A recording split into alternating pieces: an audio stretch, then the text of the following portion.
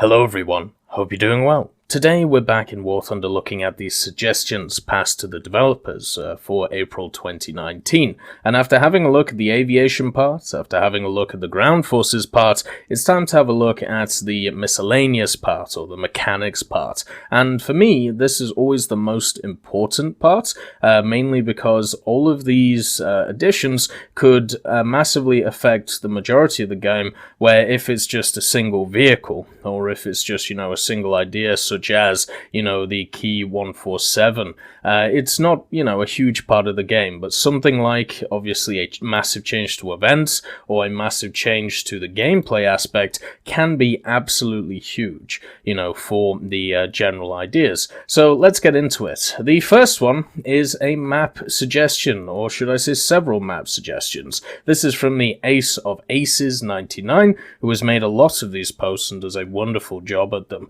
He has made another one here for Operation Shingle, which is basically the Allied invasion of Italy, and if you want to read about the history, I would massively suggest reading this article. I have spent around about half an hour digesting all of the information that is here. He does an absolutely amazing job going through the historical side of it, which is a great foundation for building any style of map. If the person can get invested in, as is labeled, the strategic context or the historical context, it's so much easier selling an idea to people, and Ace of Aces does it in an amazing way for the community here. So what I'm going to do in this video is I'm going to leave that bit to you, because I think you should experience it for yourself, and also it would take me an hour just to go through the whole battle. One thing that I found out last time was maybe not focus so much on the historical part in these style of videos.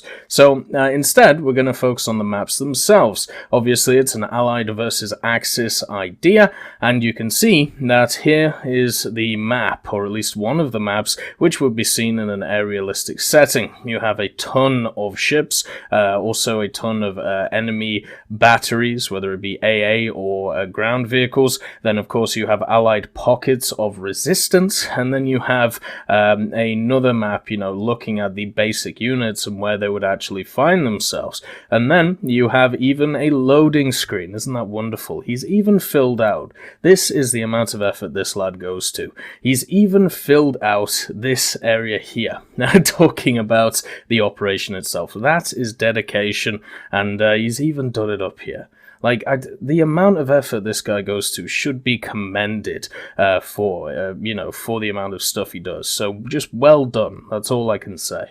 But as you can see, one of the things which is better about this map compared to the other one we saw last month is that both sides have airfields, both sides have bases, and both sides seem to have at least a decent amount of ground vehicles. And this brings a much more balanced map, to be quite honest. It means that each side has targets, whether they have attackers, bombers, or even, just fighters, and also at the end of the day, it means that it is easier to push into an enduring confrontation sense if you want to do it like that. So I'm much more interested in this idea compared to the idea that we had last month, if I can just have a look and see what it was, because last month, the idea was, at least when looking at the map, it just seems so one-sided to me, like just crazy one-sided, unfortunately. But I can't seem to see it. Maybe it was the one before it. Anyway, let's get back to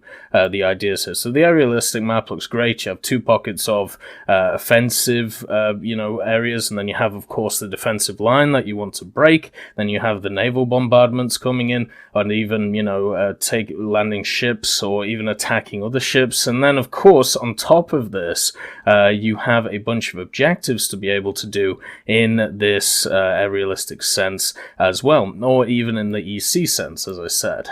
Maybe in arcade this would have to be shrunk down quite a lot. It may be shrunk down to this area here and move up these so they've already taken B, but it definitely can be done.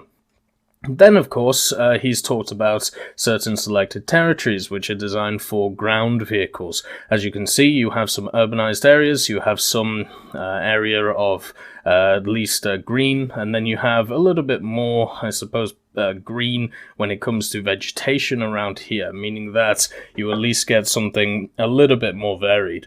There's a reason why a lot of the maps that I personally like have a bit of everything. You know, they have a bit of the green line, as we know in Britain, then it has maybe parks, and then a lot of urban areas, maybe some statues, stuff like that. It's just nice to have a little bit of everything, and that's what we're seeing in these maps. So overall, I personally think these are great suggestions for the game. I'm actually going to, after, you know, I finish going through this video, is trying to go on Google Street View and having a look through these things, because I think personally it's better to look from the point of the buildings themselves to try and get an idea of the contour lines of the map, and also the areas where you're fighting. How wide are the streets? You know, how high are the buildings? How big are the open areas? But as a general concept, this looks wonderful, right? This Neptune area looks absolutely stonking great, and as I said, I just want to thank him for making this suggestion. It's wonderful to see a master of their art. Anyway, let's move on to the next one. This is from Y3 Skybreaker, and it's a simple suggestion, but a very effective one. So, since we only have 4 decal slots, people who like creating historical skins are kind of limited in the options that they can go for if they want to go the historical way. What he means by this is, since you only have 4 slots and you want to create a historical look, if you, let's say, pick this one here, the 3rd Tank Battalion, you are already down pretty much all of your slots by just putting in the 4 decals. Now, this can be solved through the use of a user camouflage, but what if you want to show it off to people? Well, how about an extra option where you have basically designated places on each vehicle where you can put historical decals. So you can afford an extra slot for decals if you want to create more of a historical feel to your vehicle. So it'll be kind of like the way that add-on tracks or add-on armor works, where it's put in a designated place and you can just pick what goes in that designated place. And for me, I think that's pretty cool. You know, it means that you have more options as an individual to put what you want on your tank, and if you want to go along the historical way, then you have way more ways of doing it, and also adding your little uniqueness. So I really like this suggestion. The only pain I can see is the time-consuming one, where you would have to go through each vehicle, work out exactly where to put specific decals, then work out which decals to limit, you know, for historical reasons. So that is definitely a lot of legwork, but I think as a nice addition, which isn't required, you know, kind of like a rainy day type of addition to the game, you know, this is wonderful. I really love this idea. The next one is Serpico82, and he has a suggestion of how to improve what we know as the Assemble event or the Workshop event. Basically the Operation Summer event from last year, the April Fool's event from last year, and now the Battlefield Engineer events. Now, this was written on the 21st of July 2018. I'm sure this post resonates with a lot of people because of the Battlefield Engineer event, just like it did back then when the Operation Summer event was out, because of the timing of this post. So and I believe this was actually done before the Operation Summer event was actually coming in, at least on the 21st of July. That seems like it may be, well, it's around that time. We'll just say it's around that time. So what Serpico is saying is, instead of have a specific event which uses the workshop and the market and the building and everything like that over a designated time period, why not expand it so it is over an unlimited time period? Kind of like, you know, the squadron vehicles idea. These squadron vehicles, the way that they're being implemented in the game, it seems like, and I'll say it seems like because obviously they're not in yet, we don't know the full details, but they will just be there forever, and if you're in a squadron, you can grind them out at your own leisure. They're not going to disappear at any point, they're just going to add more vehicles on top. So you take that idea, you remove the research part of it, and add in the box idea from the workshop, and also remove the time from that as well.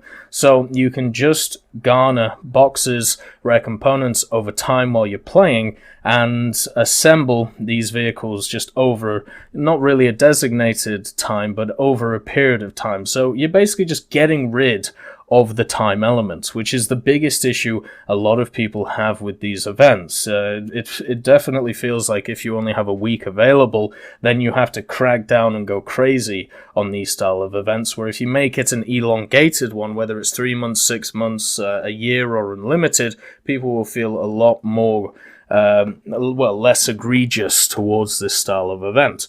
So for me, it is a great way to go, and if you still want to use the market, you can still sell the parts on the market, you can still sell the components on the market.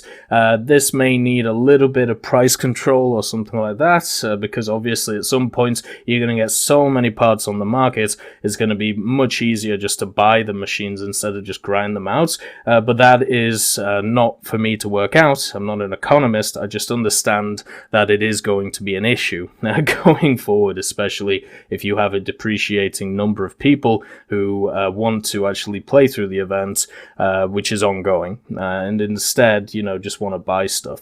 And at the end of the day, I think this is a much better system than a closely timed event, just because one of the big things we're missing in War Thunder, which is going to be filled by the squadron vehicles, being implemented. Remember, this post was way before any of the squadron vehicle stuff was announced, but understand that we don't have like an ongoing event. The only technical ongoing event we have in the game is researching tech tree vehicles, right? Or gaining silver lions, or maybe decals, because they never they do actually change, so never mind, or maybe titles and achievements, those things. So adding a more real possibility to people like the squadron vehicles, or like a system like this, I think is so much better. Right, it gives people more stuff to work towards, and we already have, as I've said many times, we have dailies covered, we have weeklies covered, we have bi-weeklies covered, special tasks, they can be, bi-daily, you've got monthly stuff covered with the War Bond shop, you've got general events covered, which are normally weekly or maybe monthly, so the only thing we're looking at now is the 3 month, 6 month, year period, which something like this would fit in great. And on top of this as well, there was a system that's been added into World of Tanks, where if you do specifically well in a match, or you have a higher probability if you do well in a match, to drop a blueprint for a specific vehicle. When you get a specific amount of blueprints, then you unlock said vehicle and you can play it. That's pretty much the system that we're looking at here, but the workshop system would be a little bit more intricate, let's say, because you are building specific parts for the vehicle. So yeah, I really like the suggestion. I definitely think it would work really well. The next one is improved tank control. This is from Godman82, and what he wants to do is be able just to add some functionality to the actual tank itself. So the first one is the idea of locking the gun. The main reason to do this, I'll just read it out. So this is completely, while driving the tank in third-person perspective, we are keeping our view on the road and looking around sometimes, while our gunner is going crazy with turret traversing and gun elevating. This is completely out of realism, but also can be frustrating. While I'm going down a hill, I will reach the flat part of the terrain, and suddenly there is an enemy. I was looking at the whole area, not on the exact road in front of the tank. So the gun is elevated a lot. Now I'm in the flat part, enemy jumped from behind the corner, and he's aiming at me while I'm aiming at Jupiter. Yeah, he's completely right. And yeah, you can counter this by holding the C key, but unless you're either used to it, or if you're a new player, or it's not something you always want to do, just because you may violently turn the mouse or something for no reason. Why not, instead of that, just add an option to lock the gun in a position? And this could work for any vehicle on the ground. And it would just be easy. It would just be a simple turn on, turn off, just like a toggle. You keep the gun in position, but you're able to move around with the mouse without using the camera view. I think that's fine. It fits well. It makes an issue that is it makes an issue easier to solve than the already existing solution, right? So yeah. Simple as that. Enable disable gun movement in third person perspective key. So it works only in 3pp. Because when I switch the view of the gunner, it's obvious I want to aim. What else would I want to do here? If I want to look around, there is a binocular view which is not moving the gun already unless ordered. And it doesn't mean that mouse look is not useful, but just one thing could be different. It would be very nice if the player could not only choose a key for mouse look, it's possible today, of course, but also choosing if using the key of activating the mouse look during the time the key is held, or does it switch the view from default to mouse? Now that might be a little bit confusing, but just understand it's just enable disable gun movement in third person perspective. Like, it's as simple as that, and this would be fixing the locking the gun issue. The other option is choose between two modes when the mouse view is activated while holding C or pressing C toggles. I think just toggling would be better, right? The next one is the idea of the turning gear. So, the way he writes these things. So now my gunner is acting like a sane person. Let's see how the driver is. Unfortunately, he seems also a bit crazy. When I order to turn the standing tank around, the problem is that the driver is setting the gear according to the engine's RPM. It's not affecting the tank with neutral steer, as NS is in fact another gear. But in every other tank, the driver tries to turn starting with the first gear, which causes very slow moving and very slow turning. Basically what he's talking about is the idea that a lot of people will tell you in War Thunder, if you want to turn efficiently, you want to hit the W key first, or you want to press the forward button first and then turn, because you are giving momentum to your turn. And it makes sense, you know, especially if you don't have dual drive. So with that said, it would be much better if the individual could set a gear for turning the stationary tank. So the driver has to hit that gear before it's able to turn.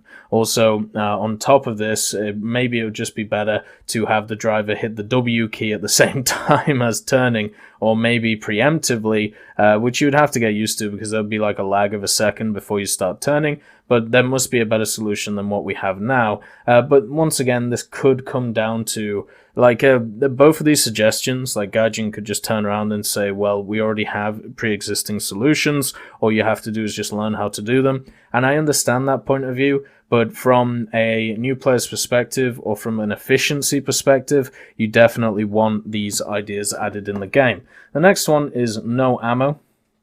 So let's say there is one tanker left that I want to tell a few words about, the loader.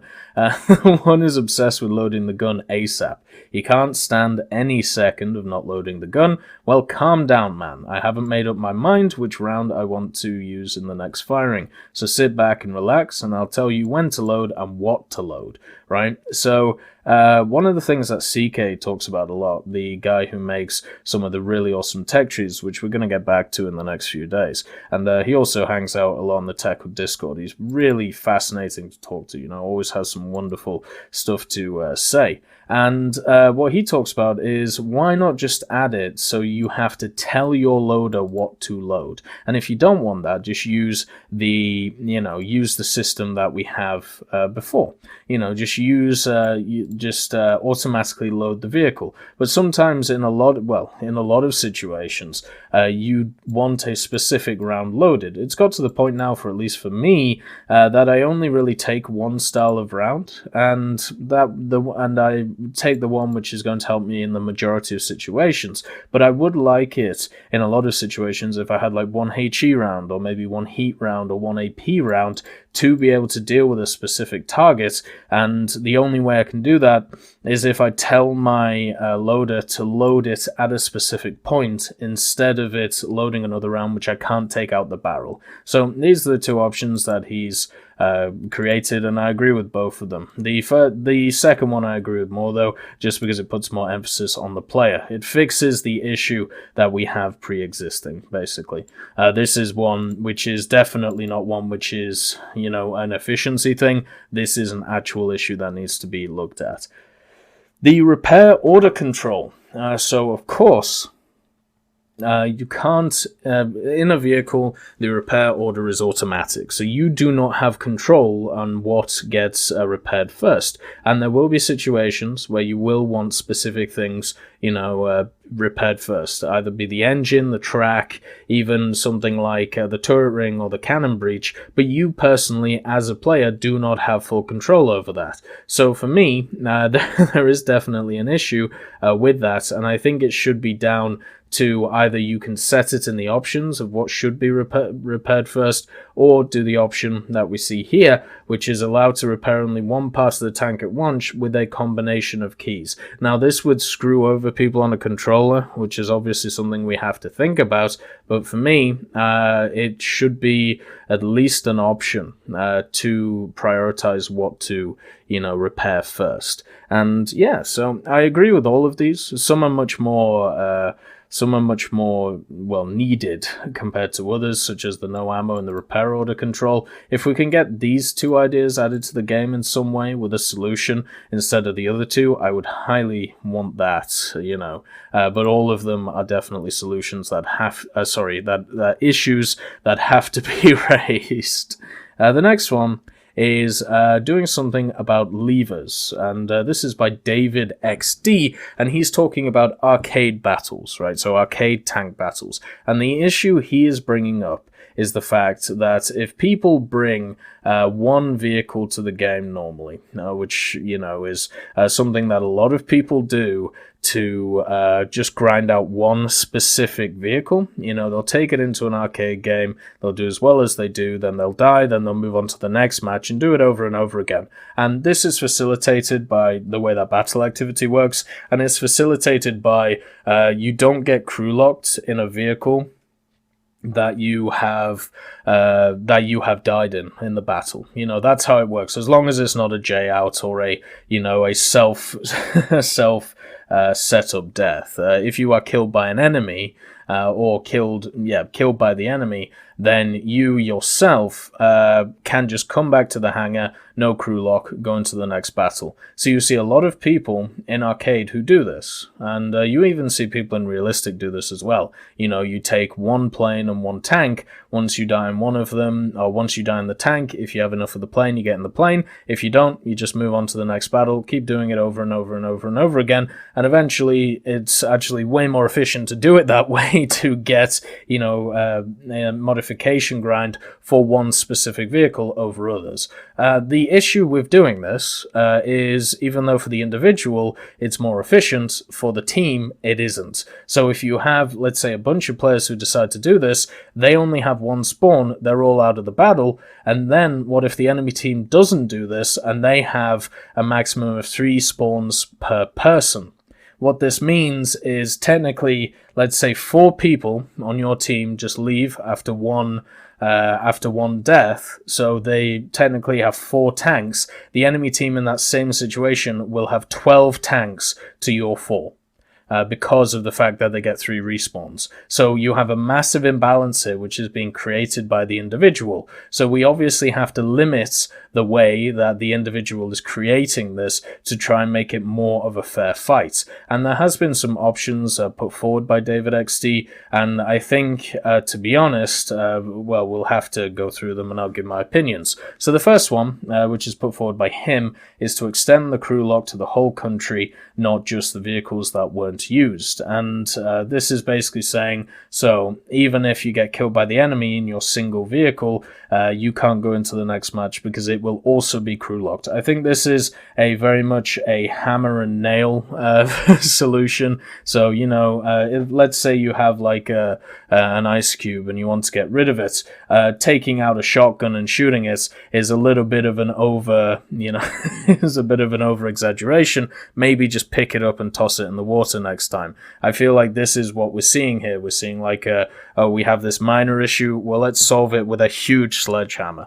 And it would work, it would fix it, but at the same time it would cause a lot of issues with other people who have issues with connecting, or who just really specifically like one vehicle and just want to play it in a specific game mode, technically you're taking away player choice, which is an issue. The second one is to give no reward for the battle if the player leaves while having still available respawns. I like that one because I think it is good to promote, or maybe, you get a cut in the rewards that you do, based on the time, or, something like that, or, you just throw in a divisible there because technically you haven't, played to your best, because there is still the other issue, like that is talked about, where if you have more respawns and just choose not to take them, right, to get into the next battle, then you don't have to pay for repair costs, you don't have to try your best, and once again, the team will be down because of it. So you want to promote people wanting to play the game instead of trying to find the loophole, and I think that does it, a pretty good way. Ooh, what have I done? Oh no. I've mouse accelerated my mouse. Hopefully it's okay and I get used to it. But anyway, we have some more ideas from some other people. So Georathlon and Coretta21 distribute the unused respawn to the top scoring players of the battle, or the better dead 3 times player. That's a pretty cool idea. It seems like it would be incredibly complicated to code, but I do like it because it basically means it gives you an incentive to do well, and it also means that you want to get to the top to get more respawns if it happens. It also could be gamed, though, especially by squads, but I feel like in a lot of scenarios that wouldn't really matter. That would be like a minor issue of the system. The absolute, however constraining solution is to not let players leave a battle before they died 3 times, by simply locking the return to hangar button and unlocking it when the 3rd tank is destroyed.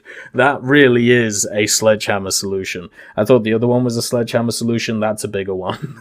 And that will just make people alt F4 the game and just move on that way. But it would be funny. Remove spawn limit. The players could spawn with every other vehicle of their preset.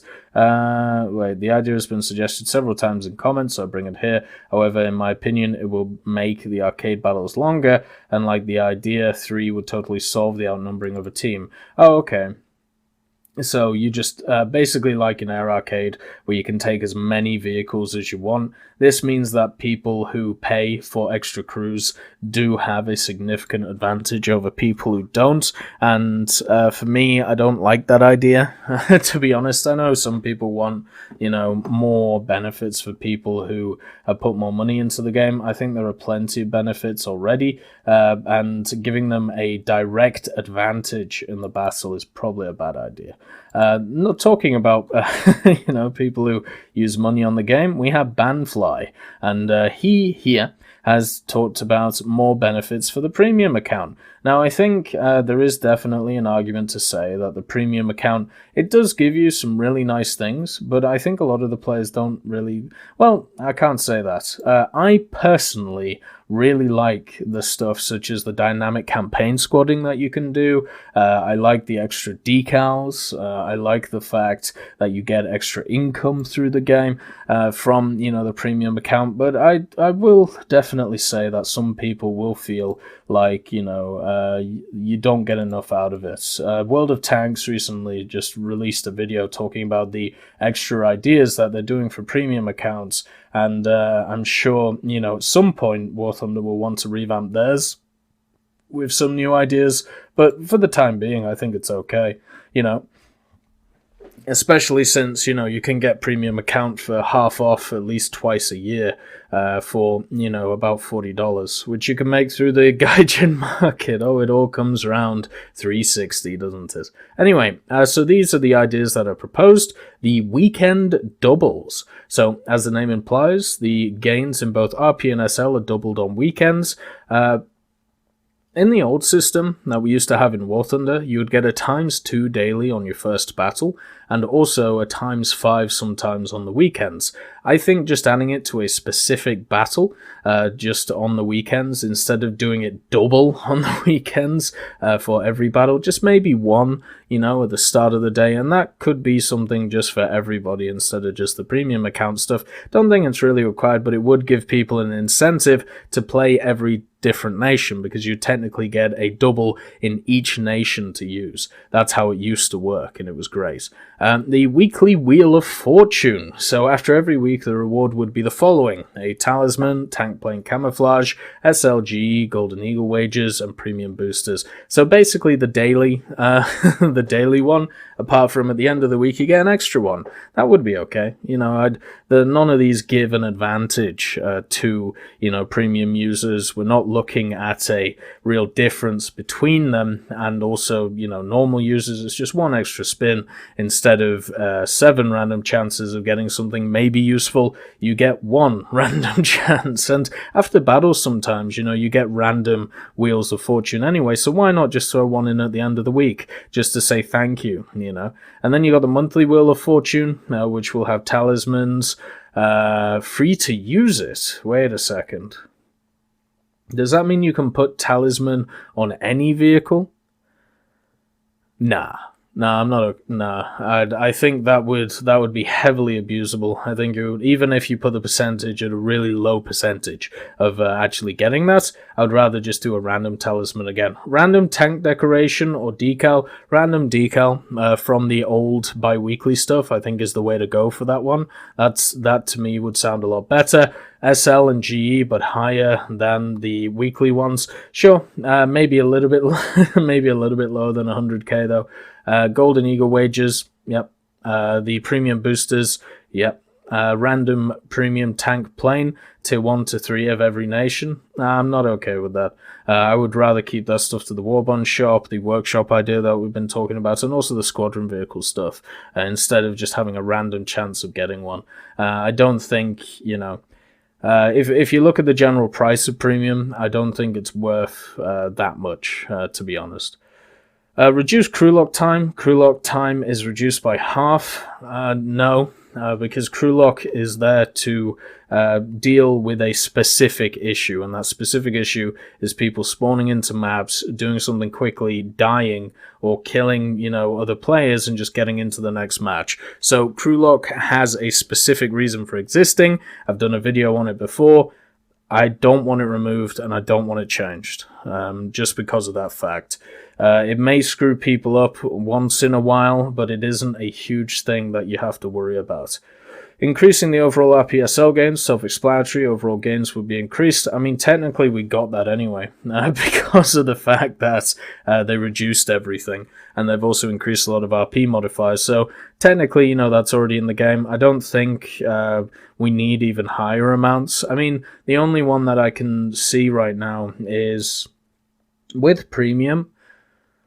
With premium time, it's actually a lot harder to make silver lions than you might think, because of the fact that you're unlocking stuff really quickly. So you have to pay for everything that you're unlocking. I mean, some people don't, they just kind of save it up and wait for sales. But if you're a person like me who buys stuff as they goes, you may look at my stockpile of 25 million and be like, oh, he's got a ton. But over the last, like 6 months, when I've been grinding a lot of high tier stuff, the money that I'm making is going straight back into the vehicles that I'm researching. So I'm technically not making a ton of silver lions while I'm playing, even if I'm playing at a high standard. So yeah, it's SL increase would be okay in my opinion, but I think it's still fine right now, especially when it comes to the RP. Exclusive premium only events, no, go away with that. I'm really not interested in that stuff. I think all events should be open to everyone, and none of this premium only stuff, because all you're going to do is create division, and you're going to annoy so many people doing it. Premium name tag on the forums, I think that's fine. It would it basically puts people in a cool kids club, and if they want to show it off on a place like the War Thunder forums, yeah, go ahead. I'm fine with that. Exclusive profile picture in game, ability to use an exclusive and premium only avatar in game. I thought it would be cool. You know how Hearthstone, if you get like so many wins with a if you get like I think it's like 500 wins with a character, you get like a golden border. I thought it would be really cool that with a profile pic, if you could get like different effects on it, or maybe different like borders of your profile pic depending on how many games you've played or how many wins you've had or something like that. Because in the stuff like even like League, right? In League you have different borders as you're loading into the game, and it tells you a little story about each person. With War Thunder, all you really have is the profile pic and also the title. Why not expand on that and add, colors and things which mean different things to, depending on how much you played, or depending on any real, set of reasons that War Thunder want to add. Maybe you put a specific color for people who've won a tournament, or people who've put 5,000 hours in the game, and you can pick like which color you want. That would be cool. And I don't think that should be exclusive to premium users. I think that should be just an everything thing. So out of these suggestions here, I agree with the weekly Wheel of Fortune, and I also in principle agree with the monthly Wheel of Fortune. I just think that the some of the prizes are a bit, large. The weekend doubles, if they were reduced to one match per nation on the weekend, yep, I'm down with it. And it could be open to everybody on certain weekends, maybe one weekend a month. Reduced crew lock time, nope. Increasing the overall RP and SL gains. Maybe the SL RP is fine. Exclusive premium only events, get that out of here. Premium name tag, good. Exclusive profile picture with other additions, definitely. So overall, great suggestions here.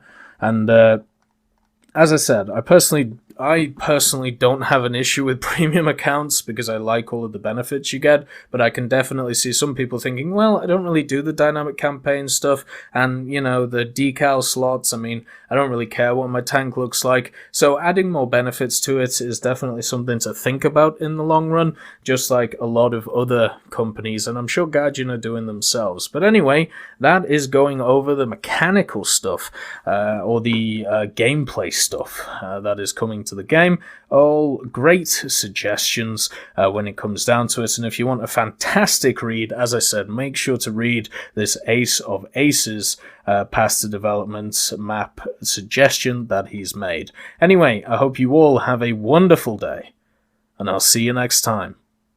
I'd just like to thank B. Young, Blackie, Daniel Stanton, Dyslexic Child, Martinez, Matati, Moxie, Nito, Nick Graham, Alobralo, and Super Cacti for supporting me on Patreon.